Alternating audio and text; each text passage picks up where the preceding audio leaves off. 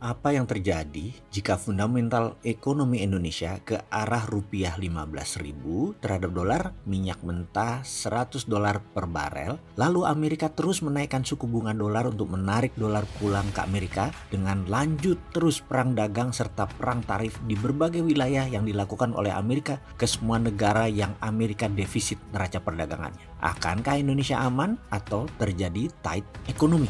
Uang jadi kering. Akankah perang tarif dan perang dagang malah membuat Amerika bermasalah atau malah membuat Cina negara jadi kuat? Dalam dua buku geopolitik berjudul Thucydides Trap dan War by All Means, kita akan kupas naifnya bangsa Indonesia melihat permainan tingkat tinggi beberapa negara adikuasa itu. Terlalu kasual, terlalu gampangin kesannya. Dalam buku War by Other Means, instrumen perang yang dipakai saat ini adalah ekonomi, bukan lagi kombatan ala Perang Dunia Kedua atau perang intelijen zaman Cold War ala James Bond. Kali ini instrumen perangnya adalah ekonomi. Hingga rincian terdalam, perang by other means ini terinci dalam perang dagang, perang cyber, perang legal atau legal warfare. Semua disusun dan terbangun rapi semisal perang Sipah dan Ligitan yang diambil Malaysia dengan cara legal warfare strategi. Timur Timur diambil dengan economic warfare strategi. Rupiah diserang dari 3.000 ke 15.000. Selain Timor lepas, rezim 32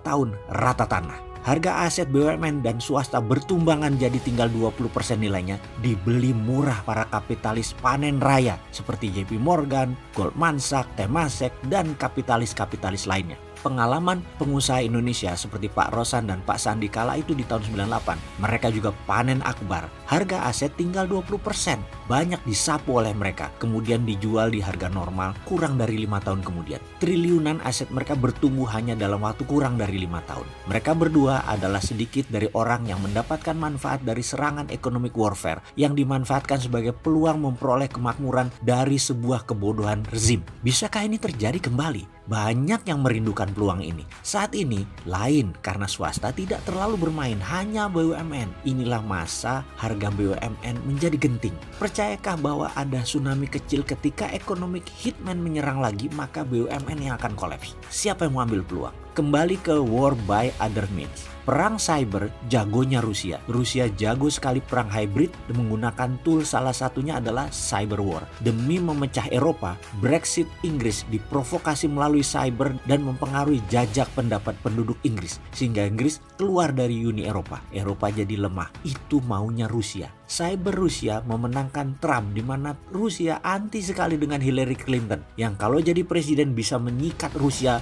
dan lebih baik Trump yang jadi presiden. Trump disebut non-devil, iblis yang mereka kenal ketimbang Hillary yang dikenal dengan istilah unknown devil, iblis yang tidak dikenal. Rusia pakai data FBI di crack email Hillary disebar hanya 12 jam sebelum pemilihan presiden. Dalam Thucydides, buku tersebut menjelaskan mengenai perang menggunakan foreign policy dan defense policy. Dengan kebijakan luar negeri, juga kebijakan pertahanan. Ini di Indonesia nul putul memahami dan menyelesaikan masalah beginian. Nation interest negara besar itu tidak terbaca, tidak memahami dalamnya setiap niat mereka, tidak mengerti membaca langkah catur negara besar tersebut, seperti pemerintahan Cina yang mendukung ekonomi Indonesia namun juga tetap menyuplai narkoba, dibanjiri di Indonesia. 90% narkoba itu dari Cina. Amerika mendukung Indonesia menjadi tuan rumah IMF tapi belum tentu memberi dana hutangan untuk menutupi APBN. Kebijakan Indonesia melawan Thanos namun bergantung 70% produk ekspor Indonesia ke negara Thanos. Thanos itu negara Amerika dan sekutunya, Korsel, Jepang, Taiwan, dan Singapura. Lalu kita malah mendukung dan bermain sama negara penyedia impor Indonesia. Pengalaman berbisnis begini ya, kita harus memanjakan divisi sales dan marketing di dalam perusahaan dan memanjakan klien serta customer yang membeli produk kita dan berusaha bergantung pada supplier luar atau impor. Ini kebijakan malah kebalik. Kita malah deketin supplier importir, main-main sama supplier importir, customer eksportir malah tidak diperhatikan. Pengalaman saya sih sebentar lagi perusahaan kayak gini ya kolaps, customernya atau pelanggannya ya pindah. Coba aja kalau nggak percaya.